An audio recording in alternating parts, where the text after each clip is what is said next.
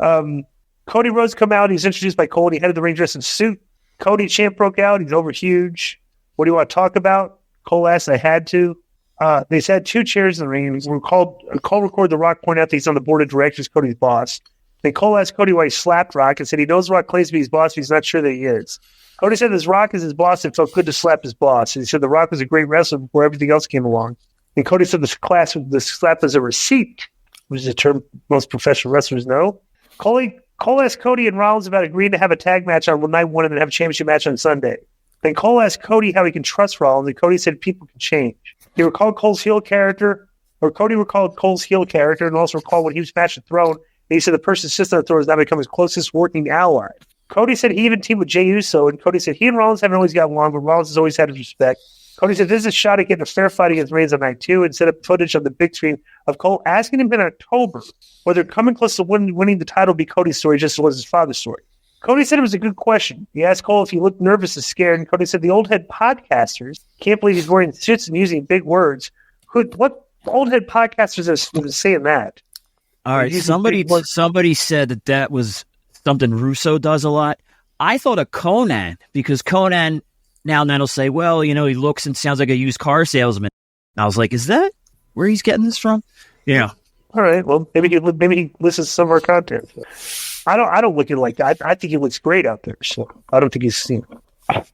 That's it, bro. That's old school wrestling. On WCW Saturday night, when you watch like the old Gordon Solie interviews, like a lot of the wrestlers were dressed in their gear, but a lot of the wrestlers like the over champion guys who come out dressed nice with their championship belt, like Ric Flair. But what was it that you said that the old head podcasters say that you thought was mean, Joe? And he was wearing a suit and using big words. Yeah. Well, like he's very well, like he's kind of like intelligently versed, like Yeah, I don't think there's anything wrong with that. Yeah, there's nothing wrong with it. To me, like I said, and this goes back to AEW, he just always came off to me like kind of a cheesy, carny TV evangelist, used car salesman type of disingenuous guy. He has that look, like that. Remember that movie Bad Boys or whatever, where Captain America what was that one called, Feeney? Yeah. The superhero show where the main guy was called The Boys, yeah. Sorry. The Boys, where the main guy, remember? Yeah. He reminded me like that. Like you thought he was a cool guy, but was actually, like that.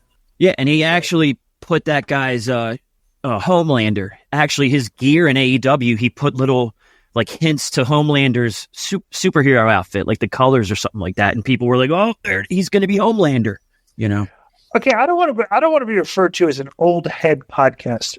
I want to be referred to as a wise man.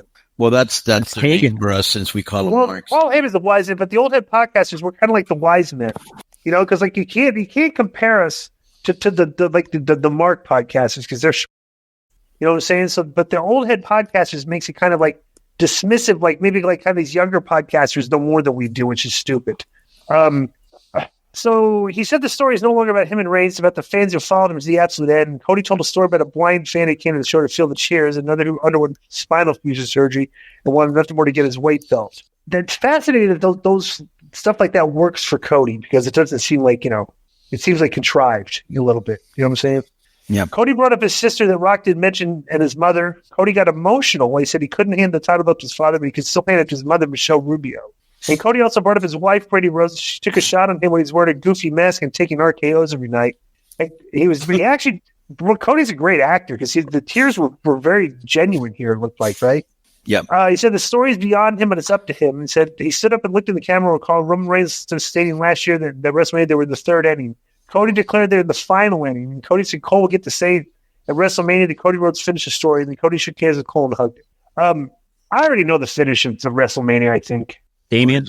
I think they're going to do the same thing they did the year before, and they're going to add new members to the bloodline that appear, and they just signed Tama Tonga. They're going to sign Jacob Fatu. I would not be surprised if the bloodline loses the tag match. They're all cleared from ringside, and everybody that we know is like, and we introduce a new member of the bloodline. You know what I'm saying? That comes and helps. That's what you think Cody's going to lose again, huh? Yeah. Oh yeah. Wow. Oh yeah. Yeah. If you don't, because here's why. We talked about this about a month ago. If Cody wins, what's more compelling television? Like, where's the compelling TV? Because you know how there's always that thing, like the story's over, the story he won, then it's like, all right, well, what's next? But like right before you're ready to finish the story, you start a new story and you continue this. And it makes it more I compelling. think the reason he's going to win is because I don't think they would have taken Rock out of the picture if Cody wasn't going to win. Because if he doesn't win, those same people that Rock was there are going to go ballistic. Like, remember back in the day, the story was Sting is standing up to the evil Hogan, and it was built for a year and a half, and everybody expected Sting to beat him and win the title. And when they did that finish, WCW as a whole kind of deflated, So yeah, that's why I always say, it killed a lot of momentum. It almost like when Nash did the finger doom a poke, that thing right there, like you could just feel. I was there, bro. I was there, and the dressing room and the audience were like, "What?" Joe, write this down for a future T-shirt. Finger doom a poke. The finger doom a poke. Have a picture of Conan with his fingers. Like Uncle Sam. I want you. Like this. Yeah, you just have your fingers sticking out like this. You poking something. The finger doom a poke. That's what I mean when I say, when you talk about this. I think if you were not to win, dude, that place is going to go nuts. Okay, like I'm saying, I don't like to know what's going to happen. Right. Me neither. But if I was booking, and I very rarely like to do this for fantasy booking, right? I think and this is another thing, bro. How is The Rock just here just for the lead of the WrestleMania, and the WrestleMania is gone, or is The Rock going to be a regular character periodically on the show going forward? Because that's important. Because if he is, his character is that he's on the board of directors. Right. And he can pull strings and stuff, and he can continue to this guy. I don't think he'll he'll be a regular because just all the other he has going on, but I could see him coming back every now and then like Brock Lesnar did. Joe, look this up. Mm-hmm. Look up what Rock has coming up. I know the United States, the Universal Football League is starting soon, but does he have any movie projects that he has coming that would there are obstacles in his way for because, like, let's be honest, he's doing WWE right now, and WWE is a super hot brand. It's not like he's even really taking a step back in the entertainment industry right now, because SmackDown's is the number one show on TV on Friday nights on all of TV. You know what I'm saying? So it's like, he's still married. Like, from May to August, he's going to be filming The Smashing Machine about Mark Kerr. Really? Yeah. That's an interesting story, the Mark Kerr story. Yeah.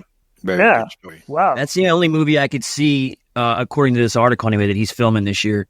So it's April to August, so he could probably show up at a few SmackDowns. SummerSlam? Yeah.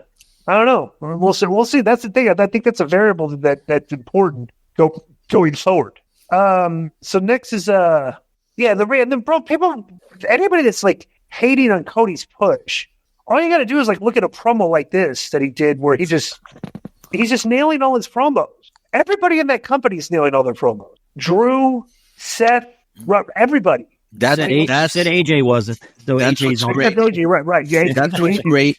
That's what's great when you have a highly competitive locker room. Right. Okay. And we had it in WCW. Right. Because if you did a bad promo or something, you were going to get destroyed in the locker room, in the hotel, yeah. And you had to deal with it, Yeah, if you screwed up, the boys policed your screw ups. Right. You would find out about it. If you did something good, you'd come back and, good, Right. Oh, yeah. So, yeah. So that's a very competitive locker room. I can tell just by talking to them. Right. Yo, what's up? I just want to thank you guys for watching this clip. Don't forget to hit the like button, leave a comment, and subscribe. And join our YouTube membership for hours and hours of exclusive, unedited, uncensored content. And being a member will help you get involved in our upcoming live streams.